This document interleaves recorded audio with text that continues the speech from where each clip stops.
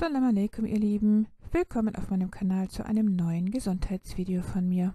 Das Thema Tiermilch wird in der heutigen Zeit kontrovers diskutiert. Veganer sind beispielsweise der Meinung, dass die Natur es so eingerichtet hat, dass jede Milch nur artspezifisch vorgesehen ist.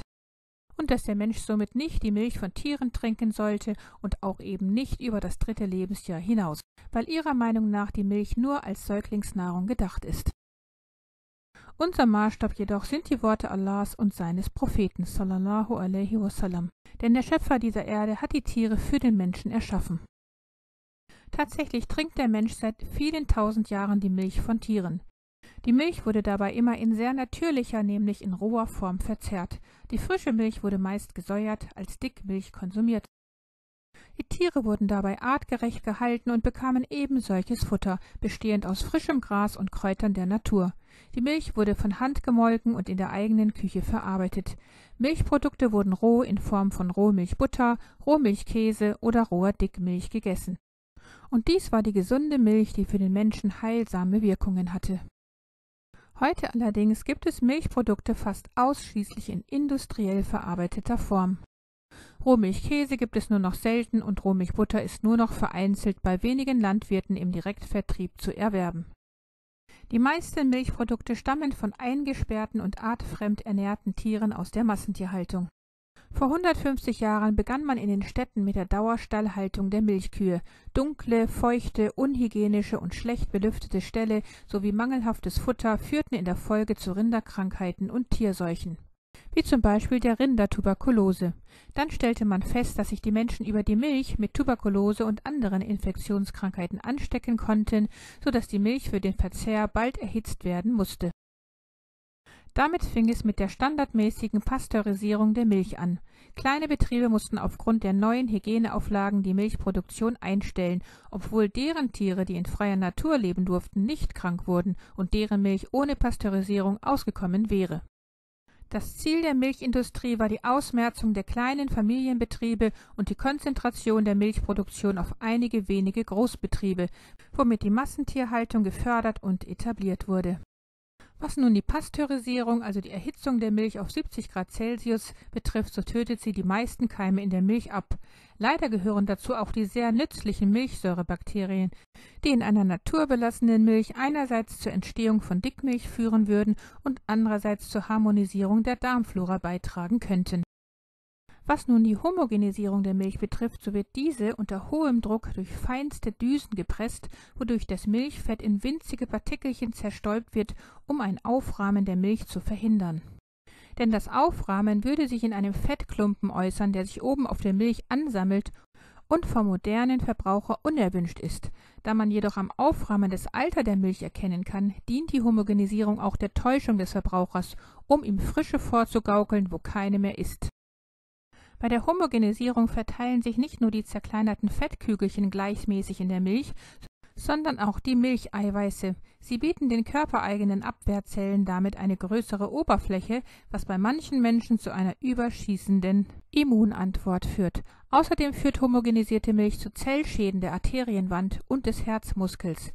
Diese unnatürlich verarbeitete Milch ist daher für den Menschen schädlich.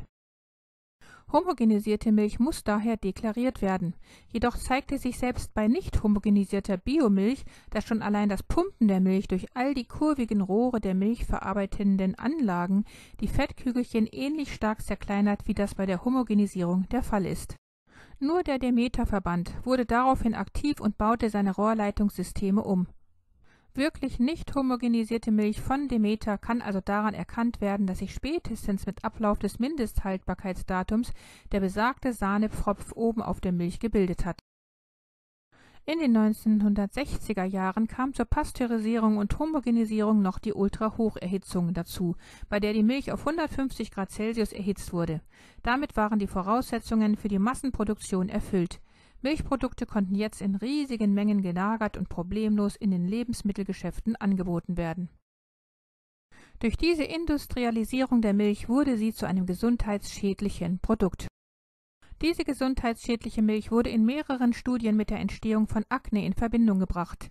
Die Molkeproteine in Milch wirken anabol und führen zu einem Anstieg des Insulinspiegels. Ein hoher Insulinspiegel führt jedoch zu einer steigenden Androgenproduktion, die wiederum die Talgproduktion erhöht, ein Merkmal der Akne.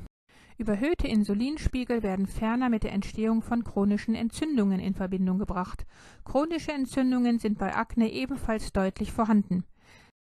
Gleichzeitig bewirkt die Milch einen Anstieg von speziellen Wachstumsfaktoren. Diese Wachstumsfaktoren, also IGF-1, führen zu einer übermäßigen Zellteilung der Keratinozyten, also der Zellen der Oberhaut. Und mit dieser übermäßigen Zellteilung in den Haarfollikeln beginnt Akne. Eine weitere schwerwiegende Folge des Milchkonsums heute ist, dass Milch offenbar das Krebsrisiko erhöhen kann. Verschiedene wissenschaftliche Forschungen haben einen Zusammenhang zwischen dem Verzehr von Milchprodukten und dem Risiko, an Eierstockkrebs zu erkranken, aufgezeigt. Auch sollen sich sogenannte hormonbedingte Krebsarten durch den Milchkonsum stimulieren lassen. Der Grund könnte der folgende sein.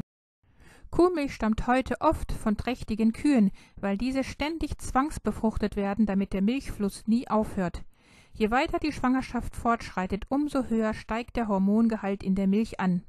So enthält die Milch hochschwangerer Kühe bis zu 33 Mal mehr Östrogene als Milch von nicht trächtigen Kühen. Der hohe Östrogengehalt der Kuhmilch wird jetzt von Wissenschaftlern der Harvard University im Zusammenhang mit hormonbedingten Krebserkrankungen beim Menschen gesehen. Das krebserregende Potenzial von natürlichen Östrogenen, wie sie in der Kuhmilch enthalten sind, sei bis zu 100.000 Mal höher als beispielsweise jenes von hormonähnlich wirkenden Substanzen in Pestiziden. So lassen sich in Ländern, in denen reichlich Käse und industrialisierte Milchprodukte verzehrt werden, wie zum Beispiel Dänemark und die Schweiz, aber auch Japan, auch höhere Krebsraten beobachten. Länder wie Algerien hingegen, in denen weniger Milchprodukte verzehrt werden und wenn, dann in naturbelassener Form und von gesunden Kühen, die Gras fressen dürfen, melden deutlich weniger Krebserkrankungen. Doch enthält die heutige Milch nicht nur viel zu viele Östrogene als mögliche Krebsstimulantien, sondern außerdem auch sogenannte Wachstumsfaktoren, IGF-1. Dabei handelt es sich um säurestabile Peptide, die von der Magensäure nicht denaturiert werden. Diese Wachstumsfaktoren stimulieren das Zellwachstum, und da es bei einem erwachsenen Menschen nichts mehr zu stimulieren gibt, außer einen Krebstumor, sollte der Milchkonsum bei einer bestehenden Krebserkrankung sehr gut überdacht werden. Milchprodukte, besonders Käse, enthalten sehr hohe Mengen der Aminosäure Methionin, die zwar eine essentielle Aminosäure ist, wenn jedoch zu viele Milchprodukte verzehrt werden, dann übersteigt das Methioninangebot den Bedarf. Aus einem Methioninüberschuss wird im Körper Homozystein gebildet. Je höher der Homozysteinspiegel jedoch steigt, umso größer wird die Gefahr, dass dadurch die Blutgefäße geschädigt werden und sich eine Arteriosklerose bilden kann. Erhöhte Homozysteinblutwerte werden auch mit der Entstehung von weiteren Krankheiten in Zusammenhang gebracht, wie Demenz, Depression usw. Wenn Babys unter 18 Monaten mit Kuhmilch oder daraus hergestellter Babynahrung oder auch Gluten gefüttert werden, entwickeln sich daraus später meistens Allergien. Da Babys noch keine ausgebildete Darmschleimhaut haben und abgesehen von Muttermilch andere Nahrung nicht vertragen können. Allein schon deshalb ist es sowieso zu empfehlen, dass Babys mindestens 2 Jahre lang gestillt werden sollten. Was sich auch von selber versteht. Was ist also unser Fazit aus all diesen Informationen? Die industriell behandelte und verarbeitete Milch von außerdem kranken Tieren aus der Massentierhaltung, die ferner in einem gezwungenen, fast dauerhaften, schwangeren Zustand sind, weil sie von der Industrie zu einem reinen Milchmaschinenobjekt degradiert werden und entsprechend ausgelaugt nach 4 Jahren schon entsorgt und geschlachtet werden. Aus solch einer Tierquälerei kann nicht mehr ein natürliches und auch nicht mehr wertvolles Lebensmittel erzeugt werden, weshalb wir diese Milch und ihre Produkte möglichst auch nicht mehr konsumieren sollten. Denn nur unbehandelte Rohmilch von nicht trächtigen Bio-Weidekühen kann als wirklich hochwertiges Lebensmittel bezeichnet werden und für den Menschen heilsame Wirkungen haben. In solch einem Fall ist Milch eines der wertvollsten und gehaltvollsten Nahrungsmittel, die wir kennen, weil sie abgesehen von den Makronährstoffen Fett, Proteinen und Kohlenhydraten auch die für den Aufbau des Körpers notwendigen Mineralien und Vitaminen enthält. Sie liefert auch ein gutes Fettsäureprofil mit vielen Omega-3-Fettsäuren, unbeschädigten gesättigten Fettsäuren, natürlichen Eiweißen, lebendigen Enzymen und reichlichen Mineralstoffen. Auch ist solch eine Rohmilch naturgemäß reich an Milchsäurebakterien, die unserer Gesundheit sehr nützlich sein können. Da sie dazu bestimmt ist, das Junge in der Zeit des stärksten Wachstums und lebhaftesten Stoffwechsels eine Zeit lang ausschließlich zu ernähren, muss sie alle notwendigen Nahrungsstoffe enthalten. Allah hat diese gesunde Rohmilch nicht nur für die Kinder der Tiere, sondern auch für den Menschen vorgesehen. Wir schließen daraus, dass wir entweder wirklich nur rohe Milchprodukte von artgerecht gehaltenen Weidetieren, die nicht als bloßes Objekt für die Milchherstellung behandelt werden und somit auch nicht in einem dauerhaft schwangeren Zustand sich befinden, konsumieren, sofern wir an diese rare und wertvolle Milch gelangen können.